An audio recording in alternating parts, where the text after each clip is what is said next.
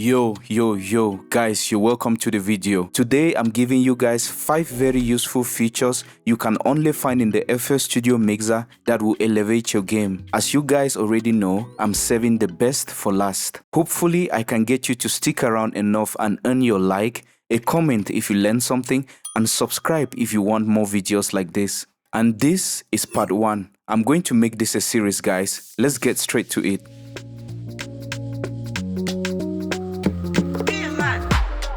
At number 1, we have the Little Fruity Send plugin.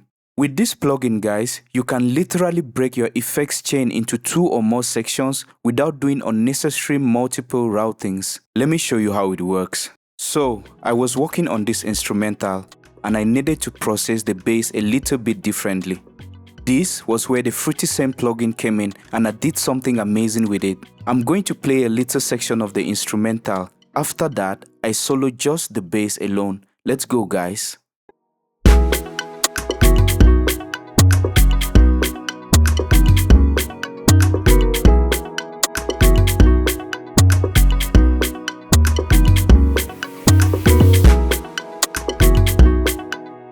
If you check out the bass track here, you would notice that first I have a fruity balance. This is just a trim tool for gain staging. EQ, just to carve out some low end. But then after the EQ plugin, I have the Fruity Send.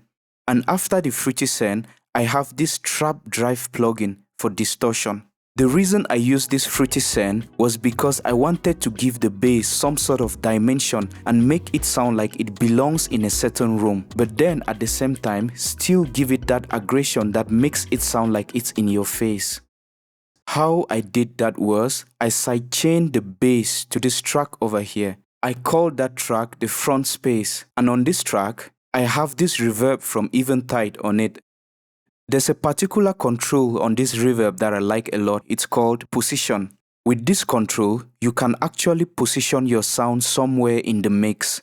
It could be at the front or a little bit behind. Then I gave it a room reverb. This is how the bass sounds with this plugin.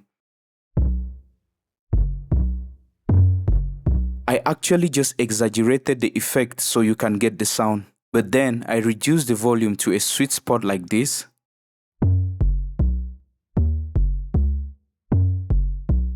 As you already know, putting a reverb on the bass is not an ideal thing to do. So the way I fixed that was, I put this distortion plugin right after the Fruity Send. The reason it's after the Fruity Send is because I want the signal of the bass going to this front space to not have that distortion effect. While the Fruity Send is giving the bass this room sound, this distortion plugin comes after to make the bass still sound gritty and more in your face. This is without, and this is together with the Fruity Send and the distortion. And I did all of this with just 2 mixer tracks. If I didn't have this Fruity Send plugin, I probably would have created multiple tracks and done much more complex routings just to achieve this same effect. This is something about FL Studio you can't sleep on, guys. Actually, my first video on this channel was about this plugin and I really can't stress enough about it. You can go check out the video after watching this one for a more detailed explanation. And that leads us to number 2, our second feature.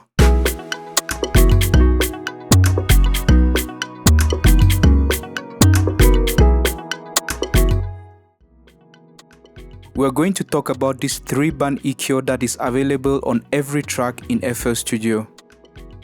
Every mixer track in FL Studio has a 3-band EQ. Truth is, guys, when mixing, you don't have to do too much. Just a few EQ moves here and there is enough to make any sound fit in with the rest of the mix. Instead of going for a third-party EQ, let's say for example a FabFilter Pro 3, let me solo this conga and demonstrate so you actually get it. Having this EQ is a bit tricky because when you start seeing all of this information, you get tempted to want to do too much. But you could simply just use this EQ down here on the mixer track and take care of this conga. Let's do that, guys.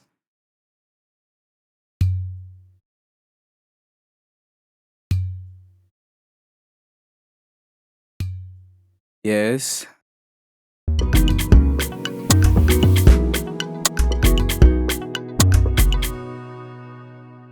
As you guys can see, it has two shelving filters and a peak filter. One for the low end and the second shelving filter for the high. And in the middle, we have a peak filter. So all of these three bands are actually enough to EQ your sound and give you the desired result you're looking for. Plus, this actually saves you a lot of CPU power, and if you're not satisfied with the results, you can always reset and everything goes back to default. And that leads us to the third feature.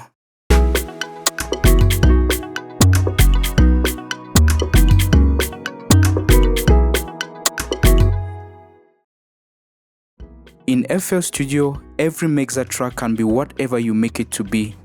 Coming from a different door, you wouldn't really understand why the same mixer track can function both as an insert, a send, and a bus at the same time. You just have to decide what you want to make of any track and you're good to go. 1 minute you could be recording on this track 10 here by simply just selecting the mic and then removing it from the master bus, and the next minute this same track 10 could be a bus track or a send track for your effects. Let's say we want to put reverb on our snare over here. Let's solo just the snare. We can use this same track 10 that a few seconds ago was a track we could record on and make it a bus track for the reverb by simply putting the reverb on it. And then routing this snare into the track 10. Route to this track, as you would hear.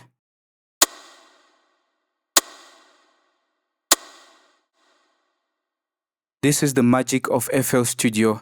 Any track can be whatever you make it to be, and that leads us to number 4.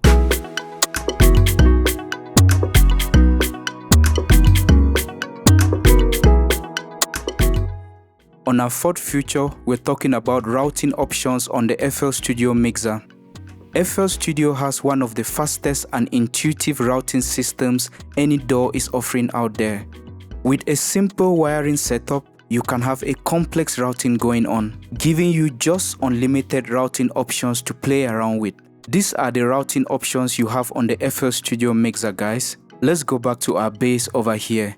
You remember that we sent our bass to this track to give it that room feeling.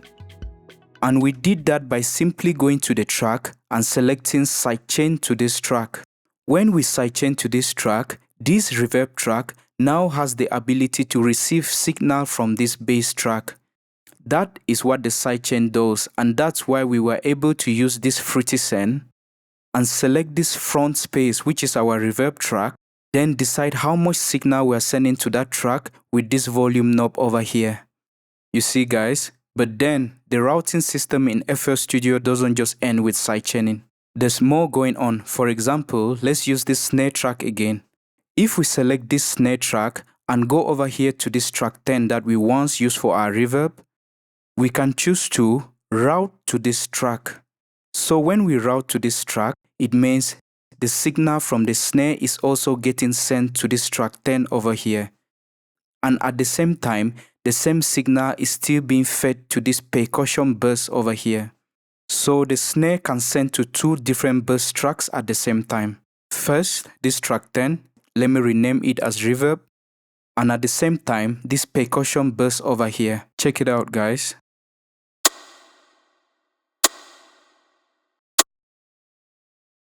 So you see, this snare is feeding signal to the reverb and the percussion bus at the same time. Also, if we right-click and select the second option,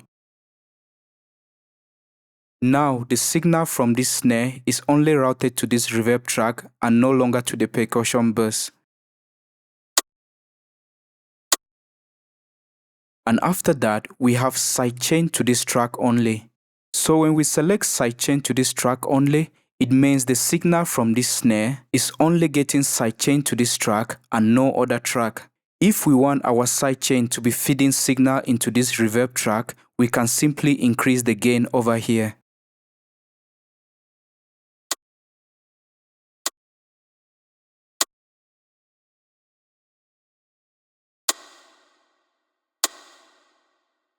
Guys, if you're getting any value so far, please don't forget to like, subscribe, and leave a comment. As I said in the beginning, I was saving the best for last. So that leads us to our fifth and last feature, which to me is the best so far. So guys, check this out. FL Studio has this track called the current track. The current track actually comes before the master track. The way I use it is, I always insert a VU meter on the current track, and then I insert another VU meter as the first plugin on the master track. This is it over here, guys. This is the best tip so far.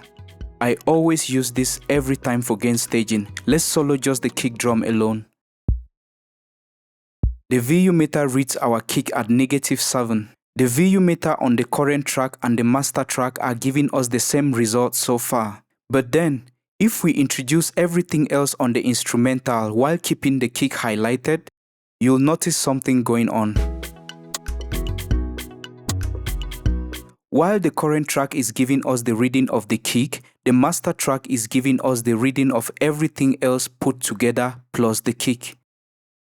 This is very useful, guys, as you can always highlight just one instrument at a time, check out its reading on the VU meter, then combine it with another instrument and check out the VU meter reading on the master track.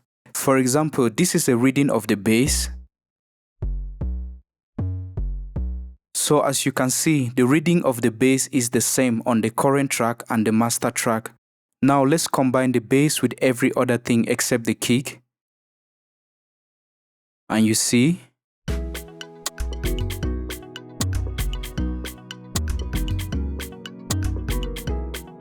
alright guys, that was it for today. Thank you guys for watching and staying with me right to the end. Watch out for part 2. See y'all in the next video. Ciao.